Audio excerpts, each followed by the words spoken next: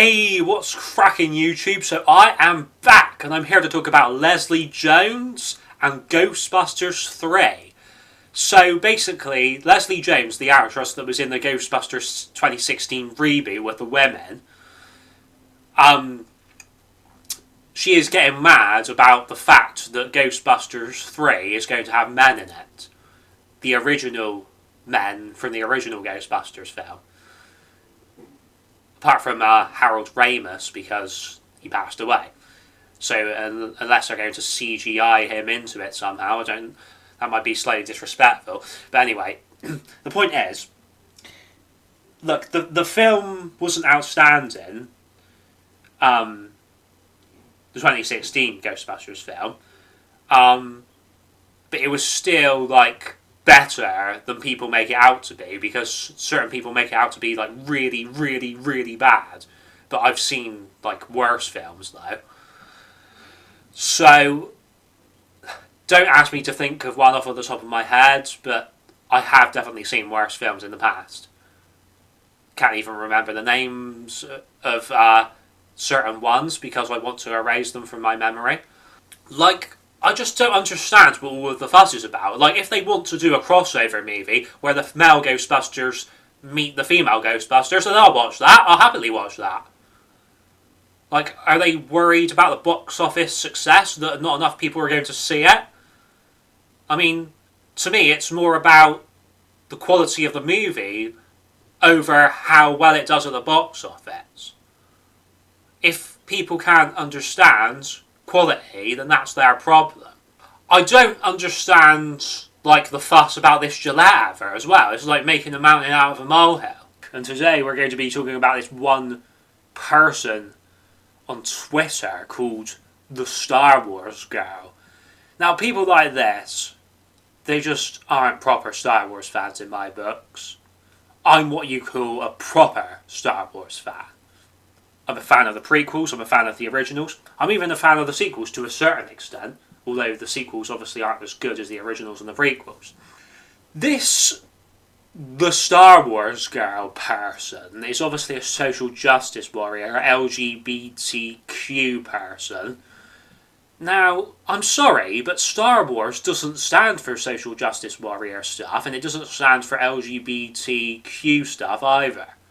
Okay, maybe the new stuff under Disney does, but the stuff when it was under Fox, that doesn't. Okay? Look, at the end of the day, there's absolutely nothing wrong with being gay, being a lesbian, or being transgender, but you have to understand that that's not what Star Wars stands for. That. Like, George Lucas didn't invent Star Wars with the intent that he has to cater to gay people, or lesbians, or transgender people. Like, Star Wars is supposed to cater to everyone, all walks of life. I'm actually liking the Old Republic stuff more than the sequel trilogy, and apparently the Old Republic's not even canon. And it's various reasons. Number one, the characters are better. Number two, the storylines are better. And number three, it's staying true to what Star Wars originally was when the first movie came out in 1977. So basically, there was this guy on Twitter, and he insulted Rian Johnson because he hated The Last Jedi, but then he sent him a massive apology, because originally Rian Johnson blocked him, but now he must have unblocked him, I guess. And anyway, this person who had a massive go at Rian Johnson, the Star Wars Girl, has tweeted at him. And she's put, "When your partner ends the relationship, you don't beg to live with them. That's disgusting. Of course it was his fault. The fact he'd do that shows he only cares about himself and had no regard for her feelings as an individual. That didn't start the day she said she wanted out." So this is talking about the fact that the guy split it up with his wife before The Last Jedi came out. So the reason that they split up, I'm not sure if it was anything to do with Star Wars or not, but it seems like she's assuming an awful lot here, which I don't like, because it's like she's judging these people when she hasn't even met them. She doesn't know what has gone on behind closed doors. So essentially, she's just assuming there it was his fault, where she doesn't even know the ins and outs of the situation. Like, she's just assuming that it was his fault because he's the man.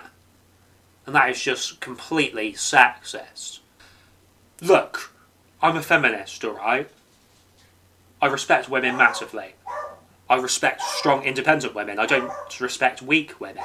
And too many women in this day and age play the victim card, and too many people believe them.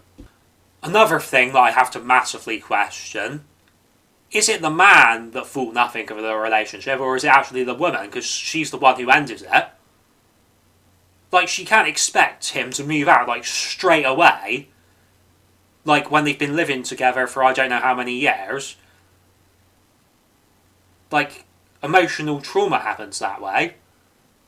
That's how people end up taking their own lives and whatnot. But I suppose it does depend who's paying the mortgage and whose names are on the documents of the house.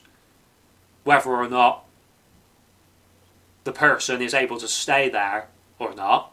But I have to admit, she does have a point about the begging, because the begging thing is totally pathetic. Like, this guy has to accept that he hasn't done enough to please her, so she's moving on. I mean, I don't just mean pleasing her in the bedroom department, I mean in general. I don't think he only cares about himself. I mean, he seems to care for the kids, massively.